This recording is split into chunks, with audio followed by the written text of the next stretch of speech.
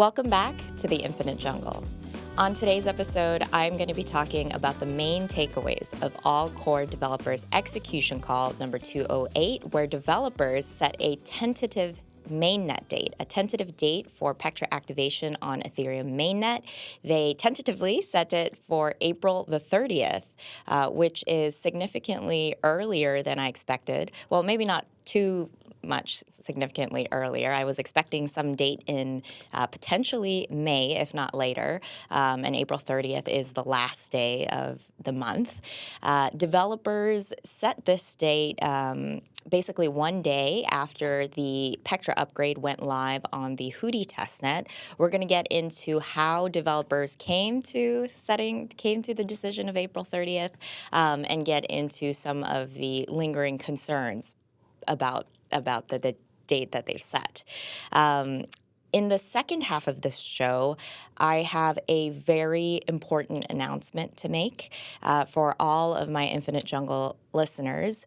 It is a bittersweet news announcement that I'm going to be sharing. So for everyone that is listening, please do stick around for the second half of the show. I have something to share with you all. But first, let's get into the bread and butter of what Infinite Jungle is all about and why probably you who are listening came back. Let's get into an update on the state of Ethereum protocol development and governance. Before we get started with the show, as always, here is a quick show disclaimer. I need to remind you to please refer to the disclaimer linked in the podcast show notes and note that none of the information in this podcast constitutes investment advice, an offer, recommendation, or solicitation by Galaxy Digital or any of its affiliates to buy or sell any securities. So developers on ACDE number 208 started off with an update on how the Hoodi testnet upgrade went. Again, the testnet upgraded a day before the call before this call. And on the call, Perry, who hopefully my recurring listeners should be very familiar with now, Perry, the Ethereum Foundation DevOps engineer, gave an update. He noted that the upgrade on Hoodi went relatively smoothly. There were no major issues. There were a few bugs identified in the Aragon and in the Lighthouse clients that have since been resolved. Perry highlighted that there is some additional testing that needs to be done around validator deposits. However, this testing is a bit delayed because the validator deposit queue, the validator activation queue, is a bit jammed up on the Hoodi testnet. This is likely because the Hoodi testnet launched just a week prior to the Pectra upgrade going live. And as a reminder to my listeners, all of the infrastructure providers and the app developers that were operating on the Holeshki testnet were encouraged to migrate all of their testing infrastructure to the Hoodi testnet, as there are certain aspects of the Holeshki testnet, namely the exit queue on the Holeshki testnet is quite in a state of disarray. It's extremely long. I think developers had estimated it would take something close to a year for that exit queue to really fully flush out on the Holeshki testnet. And so now app developers and infrastructure providers were encouraged to migrate over to Hoodi, which launched a week prior to the Pectra upgrade going live on Hoodi. And hence, these infrastructure providers primarily are probably spinning up new validators on Hoodi, and this takes time. There is a set limit to how many validators can enter and exit from Ethereum testnets and Ethereum mainnet. So Perry was explaining that some of their testing is a bit delayed, but that they will do that shortly once the deposit queue is free again, is open. And not backlogged. There was a representative, again, from the Lido DAO, Yvonne, who was sharing that similarly, many of the Lido modules, I think he said all of the Lido modules, 14 node operators, Lido node operators, if I'm not mistaken, as well as all of their oracles were migrated successfully to Hoodi, and they all successfully upgraded along with when Pectra went live on Ethereum, they didn't notice any major issues through the Pectra upgrade in their infrastructure as the upgrade was happening. Yvonne mentioned that his team also still has some testing to do related to Pectra features now that Pectra has gone live on Hoodi, but that so far everything is looking very good.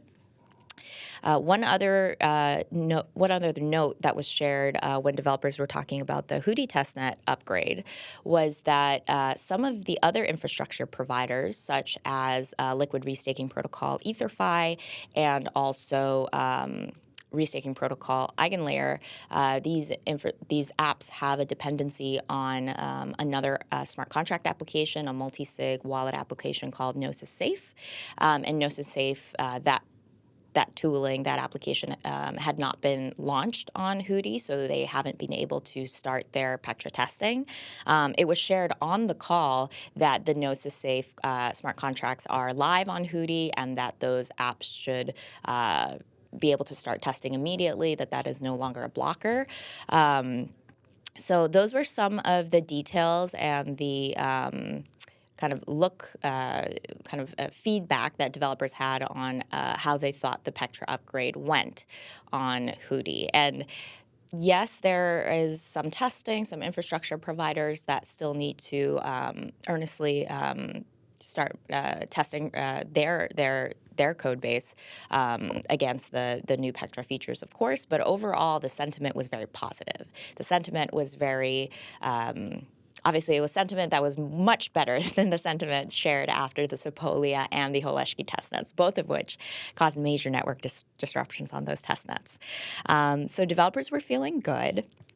And then a little bit later into the call, Tim asked the Zoom room, whether developers felt comfortable picking a date for mainnet activation of Pectra.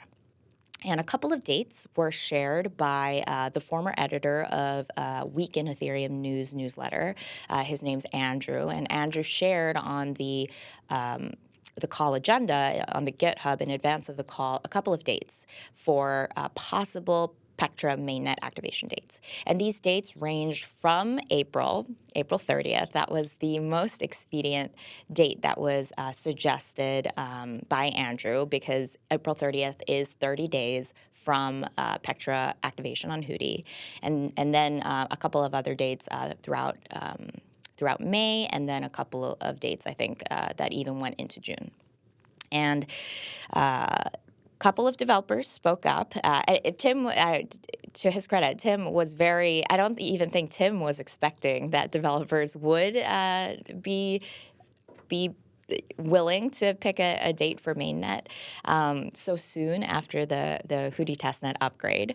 But the one of the developers, Nethermind developer Ukash and Ethereum Foundation DevOps engineer Barnabas, they were sharing that April 30th is a date that is reasonable, a date that developers could move ahead with for targeting Pectra mainnet activation. And to my surprise, there were no objections. Other client teams on the call were, they might not have been as vocal or as supportive about that date, but there were no, when Tim reiterated, would client teams be ready for Pectra mainnet activation date of April 30th, 30 days from the Hoodi testnet upgrade, which again went live just the day prior to the call, there were no strong concerns shared. One of the concerns that was shared by Yvonne from the Lido team was that there are, of course, other infrastructure providers like EtherFi again and like EigenLayer that haven't yet started testing because there were some dependencies on other applications being live on Hoodi, like the Gnosis Safe, that they might still need more time to adequately test Pectra features, and that developers should really follow up with these infrastructure providers to make sure that there aren't important stakeholders that fail to upgrade along with the rest of the Ethereum ecosystem. And this was well received.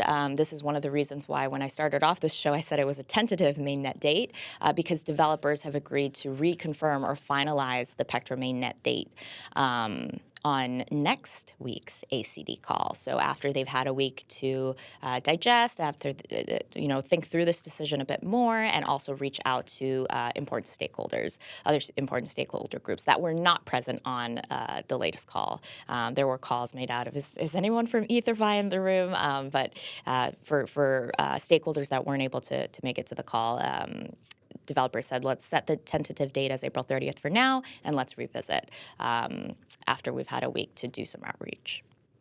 So that is how we have come to an April 30th date. And I will say that immediately after the call, or even during the call when that date was shared, that date was spread like wildfire across social media of Pectra mainnet, of Ethereum's next mainnet upgrade, having a high likelihood of happening sooner than many stakeholders expected, including myself, again, of a date of April 30th. And one of the reasons I just want to stress why it was a bit surprising is because if my listeners will recall, the last ACDE call, developers shared quite a bit of testing requirements, quite a bit of things they'd ideally like to see in Pectra, after the Pectra upgrade goes live on Hoodi in testing. Some of the key milestones that they'd like to see, some of which were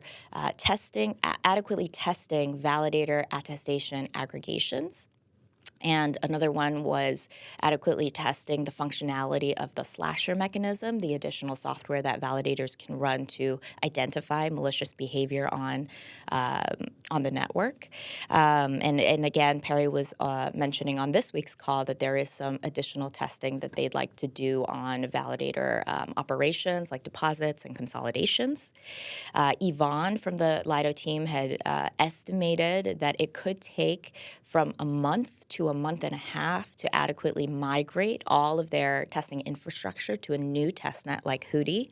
Now, it is quite a feat, though, that Lido has been able to adequately move over their infrastructure on a much quicker timeline, a week. It is really encouraging to hear that developers feel confident about shrinking and truncating their testing needs. So really compressing down, all of the tests for validator attestation aggregations, the slasher, the validator operations into the span of 2 weeks. Because I will note, if developers want to hit the target of April 30th, then ideally final client releases should be out 2 weeks prior. So by mid-April, developers should, be hands-off. I'm a writer, so when I think about being hands-off, it's like you need to take your hand off the page, like drop your pencil. There's no more edits, no more final changes you can make. Ideally, the final software is shared to the entire ecosystem, and that final software can be upgraded, can be downloaded by all of the infrastructure providers over the course of 2 weeks. And that really is, the shortest amount of time that you would want notice for it. 2 weeks between final client releases and the upgrade going live on mainnet. Because of the size of Ethereum's ecosystem, anything shorter than 2 weeks would be quite alarming, and I don't think developers would ever shorten it beyond that. So that means that all of the Pectra testing by infrastructure providers, app developers, and also client teams would have to happen between now and mid-April, so within the span of 2 weeks. And again, developers on the call were feeling pretty confident about this. There were no major objections. I will note that it is quite tight and a bit of an ambitious timeline, and this wasn't only my sentiment. Some representatives from the Lodestar client team and the Lighthouse client team shared on the Ethereum Research and Development Discord, as well as on X after the call, that they too are concerned about the April 30th timeline, that it could be a bit too aggressive. But again, that's why developers said April 30th on the call and said that they would revisit next week. So there is a possibility that developers may change that date, which, now that the data is out there, I think it may cause some confusion to change it again. However, developers are very, as I think in prior episodes and also prior conversations that I've had with my Infinite Jungle listeners and guests, I should say, Infinite Jungle guests as well, that developers are not about sticking to a decision after they've made it. Many unexpected things come up. New information is had over the course of time. So there is still the possibility that the April 30th date may be pushed back. We shall have to see. I will say one note or one takeaway that I think my listeners should have from this episode is that the Hoodi and chill vibes that were shared, 2 weeks, I think, perhaps, when developers first decided to go with the plan of launching a new testnet, giving some time for the infrastructure and the app ecosystem of Ethereum to transition their infrastructure to adequately test Pectra, and then for developers to have some time to chill or to start working on the next upgrade, to really battle test their production client software releases. That attitude has since expired. In the matter of, say, a week or two, developers are back on their ship faster mode, back to their desires to upgrade Ethereum as quickly as possible. And I think developers are really going to think hard about this April 30th date over the course of the week, and we shall see whether developers still do feel confident about that date in a week's time, or if they need to push it back. I maintain that based on how the testing has gone for Pectra up until Pectra upgrade on Hoodi, it does seem wise for developers to take additional time to test validator attestation aggregations, to test all of these elements of Pectra that they mentioned a couple weeks prior on the ACDE calls. I do think that would be wise. However, I think developers are also very they're very keen on trying to speed up their pace of development. That truly is one of the main takeaways from the Pectra retrospective, which we've talked about already on this show. And so I think it's kind of a battle between those two motivations, those two goals. And speaking of goals, there's one other thing that I want to share about the what was shared on ACDE 208 before we get into the big announcement part of the show.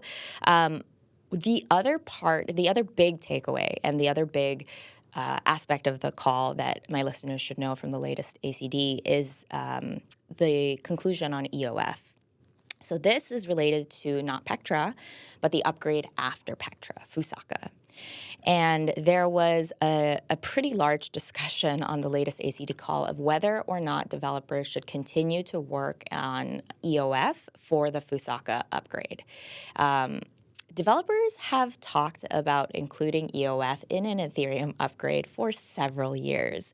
And even after EOF was included, developers agreed to include EOF into the Fusaka upgrade, the upgrade after Pectra.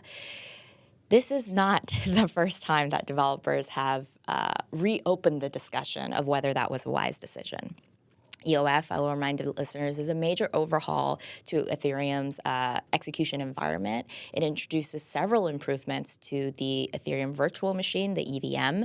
I will link in my podcast show notes a episode with Dan O'Farron, who is one of the lead developers on the EOF, for more information. And lo and behold, on the latest call, EOF was brought again. And this time, one of the impetus for this discussion was was growing concerns about, again, the complexity of EOF, whether it would delay the next upgrade, whether developers should even be focusing on this major upgrade to the EVM when execution layer environments. The idea is that rollups will eventually take over execution, will be the main technologies interfacing with users. That's where transactions will mainly be executed, and Ethereum will just be a data availability layer. So the people or the individuals that are that disagree that EOF should be in Fusaka, their complaints about EOF ebb and flow in intensity. And this time around, the kind of intensity of the number of individuals and the amount of criticisms against EOF, it has been bubbling up again over the course of the last couple weeks. And there was one blog post in particular that I think shared quite a number of concerns about EOF's complexity. I'll link it into the show notes. It was co-authored by several different Ethereum developers. And so that I think that blog post and the comment and the conversation that it sparked again about EOF made it so that developers brought this up again on the ACDE call. And again, this is not the first time that EOF has been talked about on ACDE calls. But here we are again, developers yet again reconsidering EOF in Fusaka. Although hopefully this will be one of the last, because funnily enough, the outcome of this conversation was the same. Yes, there were some very strong voices, particularly from the Geth team, to remove EOF or to reduce the scope of EOF in Fusaka. But no, the rest of the developers, the rest of the client teams reiterated that indeed they would like to keep EOF. They would not like to reduce the scope of EOF. And so much so that the decision made from that conversation was to move forward with the most ambitious and most largest version of EOF that developers could pursue. At the end of that conversation, Dano, who again is one of the lead developers pushing EOF and getting it ready for Fusaka, shared that based on the conversation, he will now include 3 or 4 more EIPs and schedule them for inclusion in Fusaka DevNets to test them on alongside PeerDAS and to basically get the most ambitious and largest version of EOF shipped in Fusaka. Which is kind of probably not the outcome that the people who it's not the outcome, of course, that I think the Geth team wanted or others that had been raising a ruckus about EOF when they put when that led to EOF being put into the latest ACDE call agenda yet again as a topic. But it just shows that the sentiment for the rest of the Ethereum developer community remains the same, that they are very positive and very supportive of EOF being in Fusaka and will try and ship the quote-unquote complete version of EOF as quickly and as safely as they can.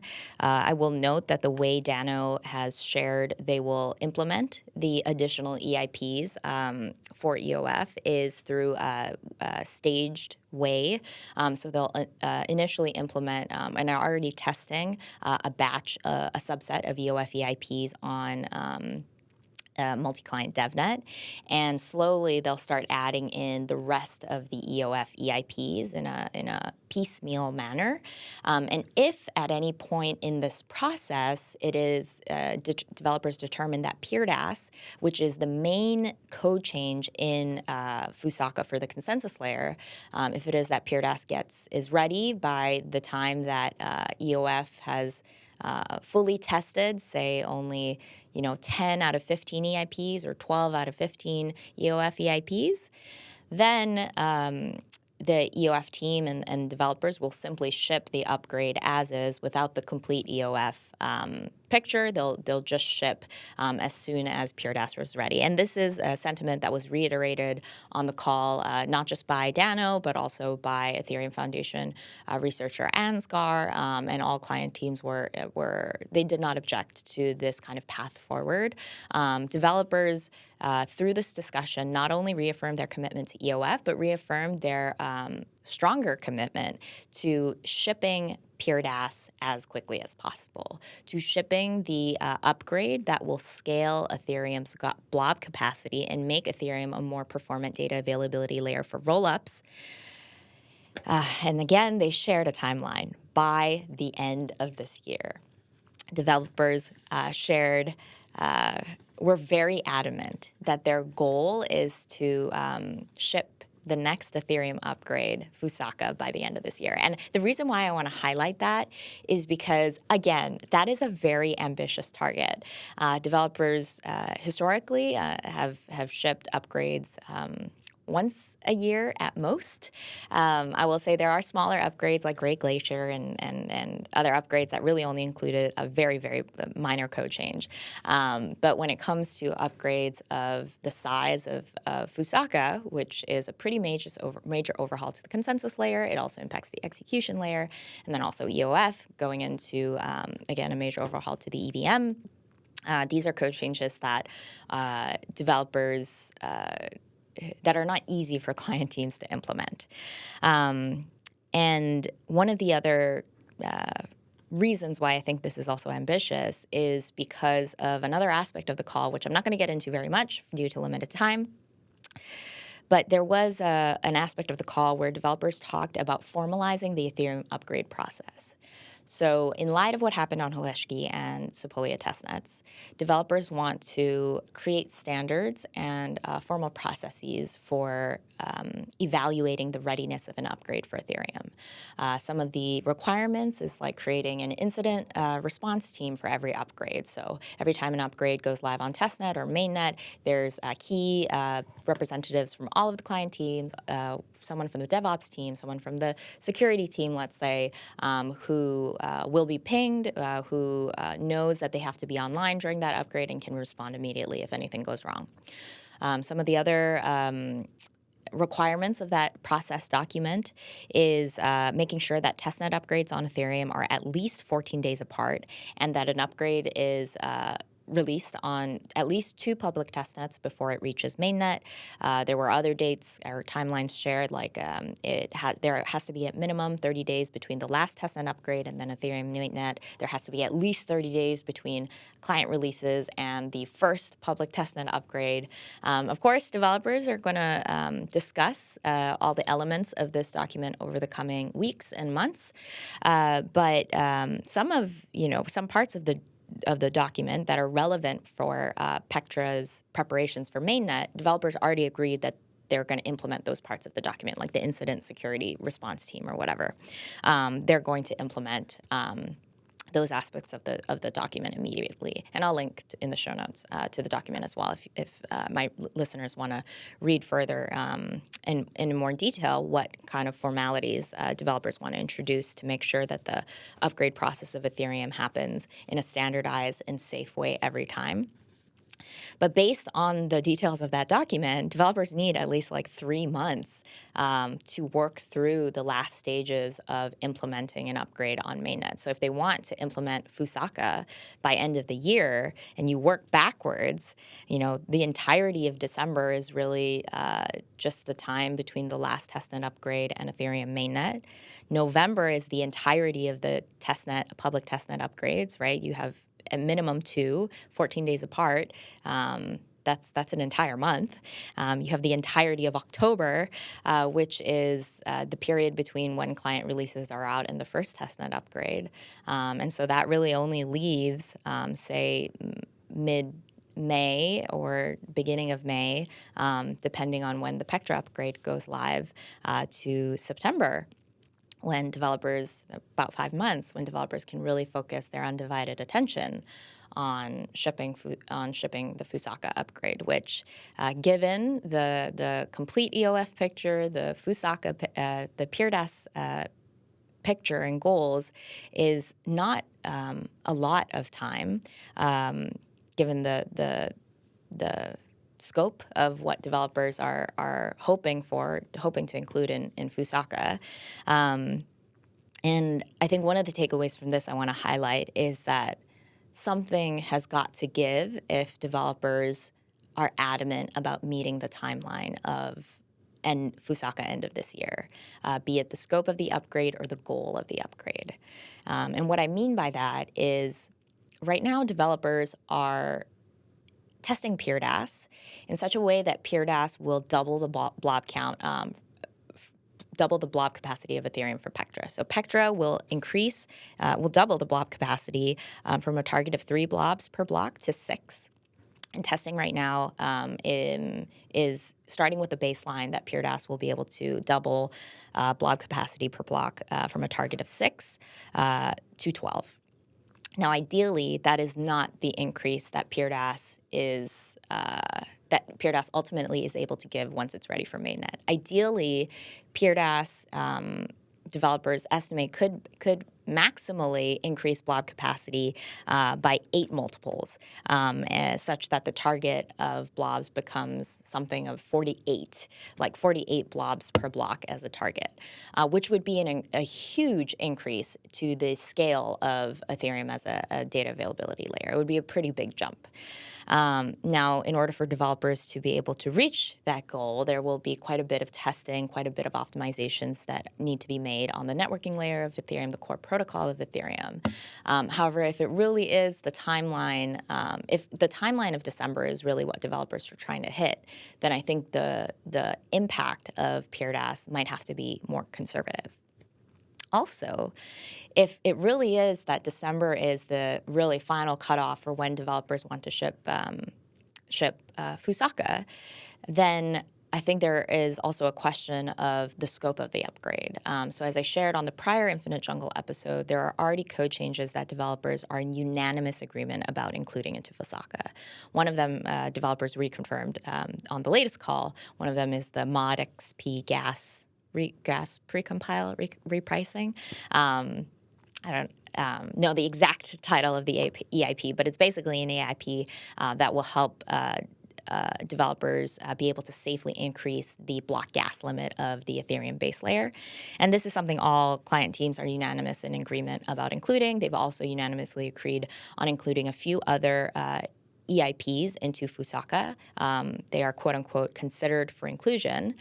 However, it is not likely that they will be included into the Fusaka upgrade because developers have committed that they will not include or start implementing any of those code changes until PeerDAS and EOF are ready. But they also said that if PeerDAS is ready, they're going to ship the upgrade as soon as PeerDAS is ready. So as you can see, there's a little bit of a conundrum there that they won't include any new EIPs into the upgrade until PeerDAS and EOF are ready.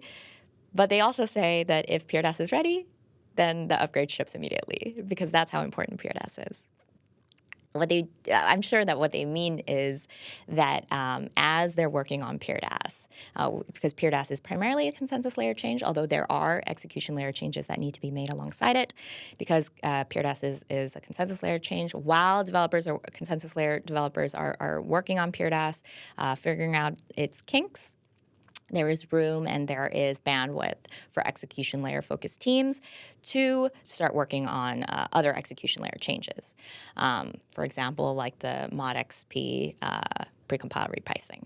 However, one of the big code changes that developers have already committed to, again, is complete EOF. And that is scheduled for inclusion. That is quote-unquote scheduled for inclusion. And developers will not start including new EIPs until what is scheduled for inclusion, PeerDAS and EOF, are fully implemented. And so it does not look as though developers will be able to include very much into the Fusaka upgrade if they continue to be aggressive about both timeline and this commitment to not include any more into the upgrade until those two are ready. Those two code changes, those two big initiatives are ready to go or are in a better state. But in this process, I do, again, maintain that something's got to give. If it's the timeline that developers really are working towards, then scope and the goal of the upgrade are going to be changed, are going to have to evolve over the course of the next couple months. If developers relax the timeline, then it's the scope and the goal of the upgrade that developers are going to be able to change over the next course of the couple months. Basically, developers cannot have it all. It is not likely that developers will be able to ship Fusaka with the maximum capacity of blobs, with all of the EIPs that they have been able to schedule for inclusion and consider for inclusion, developers are going to have to give on one of these three. And we shall see over the course of the next couple months which one of these objectives and which one of these targets developers are going to have to relax. So there you have it. Those are the main takeaways of All Core Developers Execution Call number 208. And I will very quickly note before we get into the announcement for the show that on the topic of history expiry, developers are indeed going forward with making May 1st the deadline for this Sepolia for dropping history and doing the history expiry upgrade in a coordinated fashion by May 1st on the Sepolia testnet rather than Ethereum mainnet. So that's a little update on that. Okay, I've used up all my time, and so I will try and keep this short. To all of my Infinite Jungle listeners, I have some bittersweet news. This is the penultimate episode of the Infinite Jungle Season 2. I have to end this season early because I am leaving Galaxy. I will no longer be employed by Galaxy at the end of March. So actually, by the time you're listening to this show, I will already have left the company. And so that means I need to leave this show. That means I have to leave this show behind. I am going to become a free agent. I have decided that I am passionate about creating content like the Infinite Jungle that covers open source protocol development and governance. And I want to do that as an independent multimedia content creator. And hence why the reason really for the decision for me to step down and step away from my role as VP of Research here at Galaxy. It truly has been such an amazing couple of years creating content for Galaxy, and to be able to host a show like the Infinite Jungle, it has truly, truly been an honor. And it is bittersweet, but I know that this is the right thing for me at my stage in my career. I will note that two things. Number one, as I said, this is the penultimate episode. It's not the final episode. So I've still got one more episode left in me before I say goodbye for good, at least from this show. The episode that will be coming out tomorrow is a special one with Nethermind developers Ukash and Marek. These are developers that are not usually on podcasts. These are not developers that you usually hear about. They're not, the high-profile likes of Vitalik and Justin Drake and perhaps some other names that you might be more familiar with. But these are the developers that I listen to quite frequently on the calls. These are the developers that are really in the weeds in the day-to-day of Ethereum protocol development and governance. And I love that this show has been a platform to profile and to highlight some of the perhaps under-profiled developers that have such a big impact on Ethereum. So please do stick around for that finale episode. It's coming out tomorrow. It's with Wukash and Marek from the Nethermind team, who I'm so grateful could join me for that episode, for the final episode. We talk about Pectra, we talk about Fusaka, we talk about client diversity, the whole shebang. That's coming out tomorrow. And second of all, I want to note and say thank you so much to my Infinite Jungle listeners. A big part of why I felt confident enough to take this next step in leaving the Galaxy nest, so to speak, and to be my own independent content creator is because of the success of this show. Because I know that there is such a large and also loyal audience that wants and is hungry for up-to-date, accurate information about the development, the evolution of open source protocols and the way that they are governed. That played a huge part in this decision of mine. So thank you. Thank you so much to everyone who supported this show. If for my listeners who want to stay in touch about about my next steps, about what I'll be doing as a free agent, please do follow me on X. I am at Christine_Kim. On X, and I'll be sharing updates there. I also want to highlight that Galaxy Research and the Galaxy Research podcasts are not going anywhere. So there is a Galaxy Brains podcast that's hosted by the head of firm-wide research, Alex Thorne, my, I guess, former boss now. And there is always the Galaxy Research weekly newsletters. There's still quite a bit of content that will be coming out for those of you that are interested in staying up to date about the research content coming out from Galaxy. Best way to subscribe and to stay up to date about that kind of information is to go to the galaxy.com website. Galaxy.com/insights is where you can find all of Galaxy Research's research and stay up to date about what's coming out from Galaxy Research next. Again, it truly has been my honor to host this show. Thank you, everyone, for joining me on this journey and the exploration through the infinite jungle that is Ethereum. I hope that everyone continues to keep learning new things about Ethereum. I am signing off from the concrete jungle that is New York City. I'll talk to you guys again for the last time on the Infinite Jungle Show episode tomorrow, the season 2 finale. So please be there.